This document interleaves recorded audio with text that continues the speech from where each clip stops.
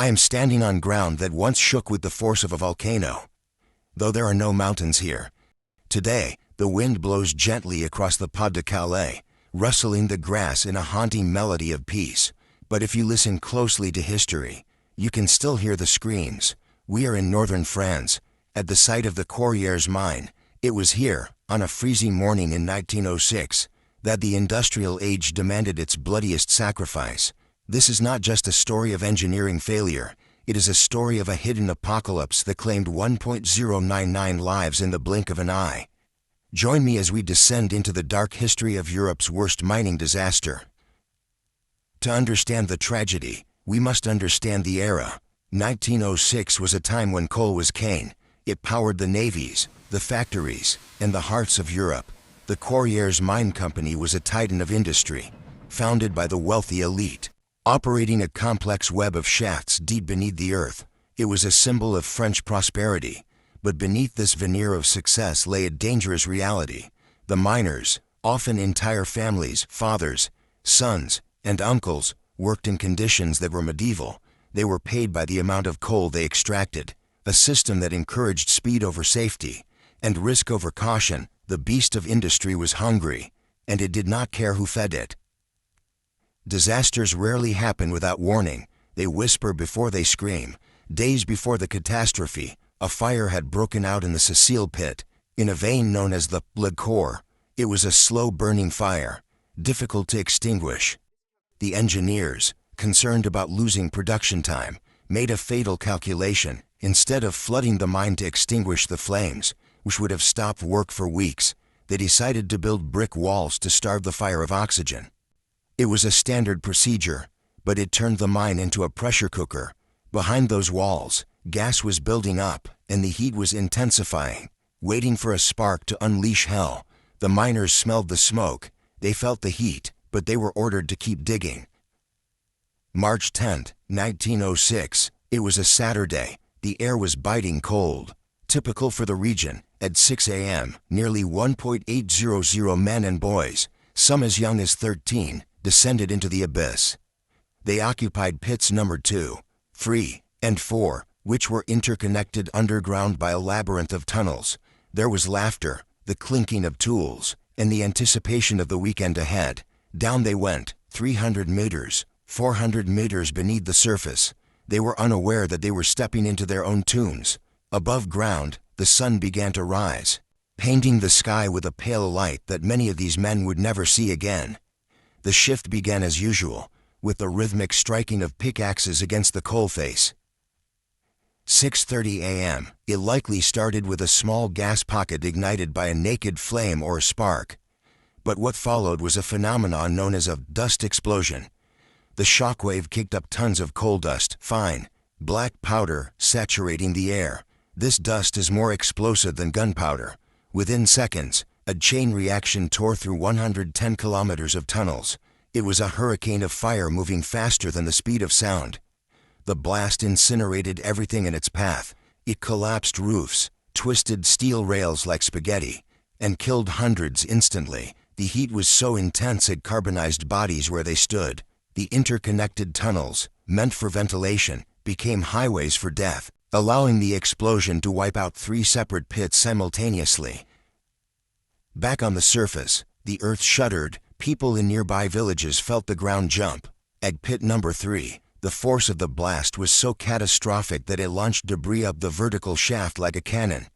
The elevator cage, weighing tons, was blown upward and became lodged in the headframe structure, a twisted monument to the violence below. Black smoke and dust billowed out, turning the morning sky into night. The silence that followed was terrifying. Then came the sirens. The wives, mothers, and children, finishing their breakfasts, ran towards the gates. They pressed their faces against the iron bars, their eyes wide with a terror that would define the rest of their lives. The initial rescue efforts were a chaotic display of bravery and desperation. Miners who were off-duty rushed to the pit heads, demanding to go down to save their brothers. But the mine was not done killing. As rescuers descended, they were met with afterdamp, a lethal mix of carbon monoxide and nitrogen. Without modern breathing apparatus, many rescuers suffocated within minutes. The tragedy compounded itself. Then came the ricochet explosions, secondary blasts caused by smoldering fires reigniting gas pockets. It was a suicide mission. The management, overwhelmed and panicked, struggled to organize a coherent response, while the death toll of the rescuers began to mount alongside the victims. 3 days after the explosion, a decision was made that would ignite a class war in France.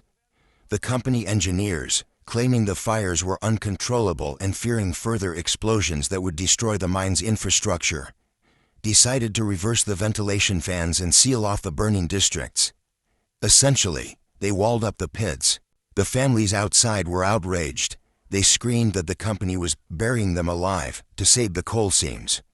The accusation was horrific, that profits were being prioritized over the slim chance of survival for those trapped below. This decision turned grief into fury. The mine was no longer just a tragedy, it was a crime scene. March 30th, 20 days after the explosion, the world had given up hope. Funerals had been held, empty coffins had been buried. But then, a miracle defied logic. Near the bottom of pit number 2, a group of shadowy figures approached a rescue team. 13 men, led by a charismatic worker named Henri Naney, had survived. For 3 weeks, they had wandered the pitch-black labyrinth, drinking stagnant water and urine, eating the rotting wood of the support beams and a miner's horse they had killed.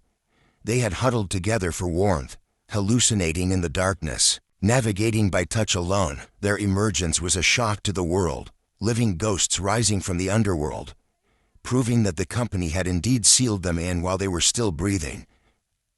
Just when the shock of the 13 began to settle, one more impossible story emerged.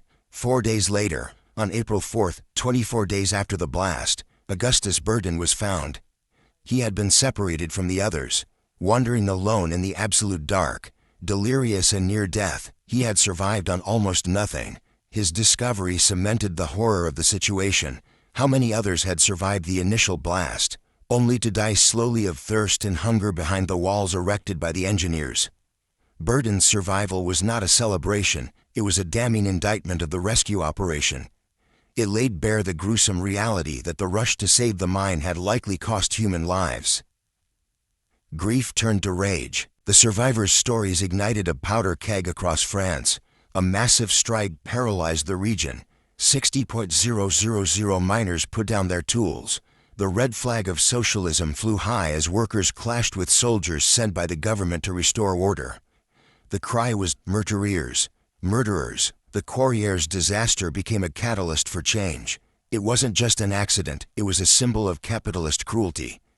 The political fallout forced the French government to introduce mandatory weekly rest days and deeply reform mining safety regulations. The blood spilled at Corrières watered the roots of the modern labor rights movement in Europe. Today, the mine shafts are sealed, covered by concrete and time. The Terrell, the artificial mountains of waste rock, are now covered in lush green forests, popular with hikers who may not know what lies beneath their feet.